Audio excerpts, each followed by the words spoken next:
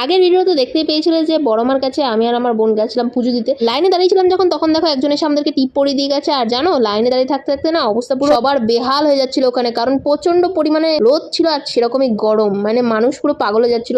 তো যাই হোক, ফাইনালি অনেক দীর্ঘ অপেক্ষার পর ফাইনালি কিন্তু বড় মার দর্শন পেয়েছি আমরা। আর তোমাদেরকেও একটু দর্শন করে দিলাম বড় মায়ের। আর তোমরা নিজেদের মনস্কামনাও কিন্তু মায়ের কাছে জানাও, যাতে তোমাদের মনস্কামনাটাও পূর্ণ হয়। আর আশা করছি তোমাদের মনস্কামনা যাতে পূর্ণ হয়। আর আমি তো মন্দিরের ভেতর প্রবেশ করার পর থেকেই ভাবছি যে কতক্ষণে বড় মায়ের সামনে যাব। দেখো এখনো কত লোকের পরে আমরা তো, একটা বিশাল বড় লাইন এখনো রয়েছে।